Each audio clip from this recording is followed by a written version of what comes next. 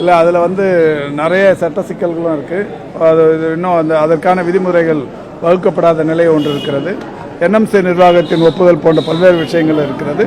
இவற்றையெல்லாம் கலந்து ஆலோசித்து அது மருந்தகத்தில் வந்து மருந்துகள் வந்து பற்றாக்குறை இல்லைங்க. முதல்வர் மருந்தகத்தில் 206 வகையான ஜெனரிக் மெடிசன்ஸ், அந்த மருந்துகள் மட்டும்தான் இப்போ அதில் விற்பனைக்கு வந்திருக்கு. நாம் அந்த கூட்டுறவுத்துறையின் சார்பில் அது நடத்தப்படுகிறது.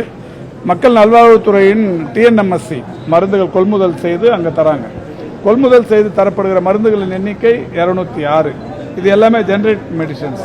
இதை தாண்டி வேறு மருந்துகள் வேணும்னாலோ இல்லை ஹார்லிக்ஸு பூஸ்ட் இந்த மாதிரியான இதெல்லாம் வேணும்னாலோ அந்த கடை நடத்துகிறவங்க, கூட்டுறவு அங்காடியாக இருந்தாலும் சரி, இல்லை தனியார் மருந்தகம் நடத்துகிற உரிமையாளராக இருந்தாலும் சரி, அதை வாங்கி விற்றுக்கலாம் அப்படிங்கிற மாதிரியான ஒரு உத்தரவை கூட்டுறவுத்துறை தெரிவித்திருக்கிறது. இது எதுவுமே இல்லாமல் வெறும் 206 மட்டும் வச்சிருக்கும் போது அந்த கடையில் குறைந்த அளவில் மருந்துகள் இருக்கிற மாதிரி ஒரு தோட்டம் தெரியும்.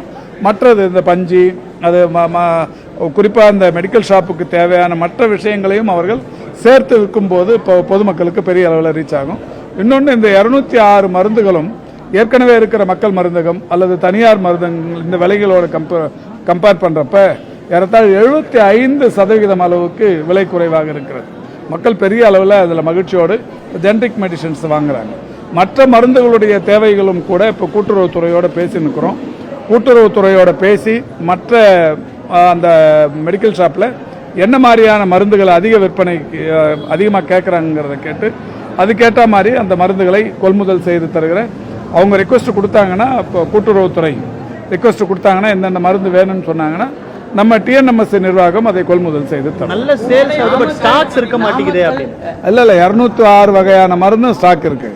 இதுக்கு மேலே கூடுதலாக தேவைப்படுற மருந்துகள் மட்டும்தான் இப்போ ரெக்குவயர்மெண்ட்டை டிஎன்எம் இவங்க கையில் கோஆபரேட்டிவ் அவங்க கேட்டாங்கன்னா டிஎன்எம்எஸ்சி நிர்வாகம் வாங்கி கொடுக்கும்.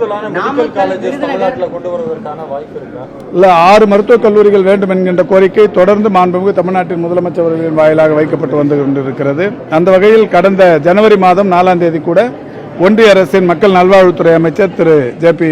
நட்டா அவர்களை நேரில் சந்தித்து கோரிக்கை விடுத்திருக்கிறோம். வாய்ப்பு அவர்கள் வழங்கும் பட்சத்தில் நிச்சயம் தமிழ்நாட்டில் கூடுதலாக மருத்துவக் கல்லூரிகள் வரும் என்கின்ற நிலை இருந்து கொண்டிருக்கிறது. நாமக்கல், விருதுநகர், திருப்பூர் புதிய மருத்துவக் கல்லூரிகளில் இந்த ஆண்டே மருத்துவ படிப்புக்கான அந்த சேர்க்கை வந்து நடைபெற வாய்ப்பு இருக்கிறதா? நமக்கு அதுக்கு விண்ணப்பிச்சிட்டோமா? நாமக்கல்ல 4 வருடங்களாக, இது 4வது வருடமாக மருத்துவக் கல்வி பயின்று கொண்டிருக்கிறார்கள்.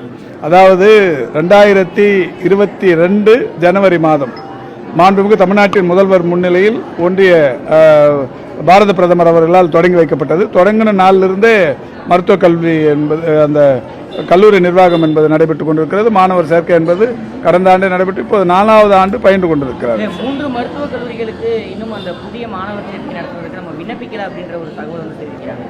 6 கேட்டிருக்கிறோம். விண்ணப்பிக்கிறதுங்கிறது போய் அமைச்சர் கையில் கொடுத்த மனு, அவங்க வந்து ஒப்புதல் கொடுத்தோன்னே தான் நம்ம அபிஷியலாக விண்ணப்பங்கிறது போகும். இந்த மாநகராட்சி கீழ் மல்டி ஸ்பெஷாலிட்டியை பொறுத்த வரைக்கும் கேன்சர் பேஷண்ட் நிறைய வராங்க, வெளியூர்லாம் கூட வராங்க.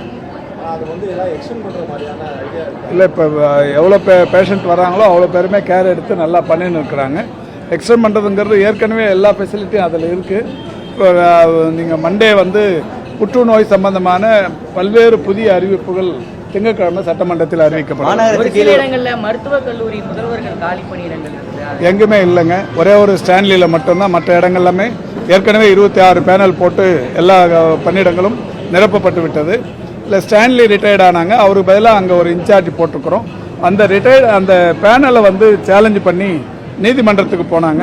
இப்போ நீதிமன்றம் இப்போதான் கடந்த வாரம் தடை நீக்கி இருக்கிறது. இந்த 2-3 நாள் அதுக்கு மாநகராட்சியில் உள்ள மருத்துவமனைகள் மருத்துவர்கள் பற்றாக்குறையாக சுகாதாரத்துக்கு கடிதம் எழுதியிருந்தா சொல்லியிருந்தாங்க சார். என்னமா மாநகராட்சி கீழ் உள்ள ஆரம்ப சுகாதார இல்லை, இப்போ பெருநகர சென்னை மாநகராட்சியில் இருக்கிற நகர்ப்புற நலவாழ்வு மையங்களில் இருக்கிற மருத்துவர் பணியிடங்களை நிரப்புவதற்கு மாண்புமிகு நகராட்சித்துறை அமைச்சர் அவர்கள் நடவடிக்கை எடுத்துக் கொண்டிருக்கிறார்கள்.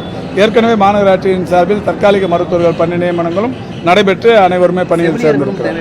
இல்லை, அது எந்த காலி பணியிடமாக இருந்தாலும் அந்த நிர்வாகம், நகராட்சி நிர்வாகத்துறை செய்யும்.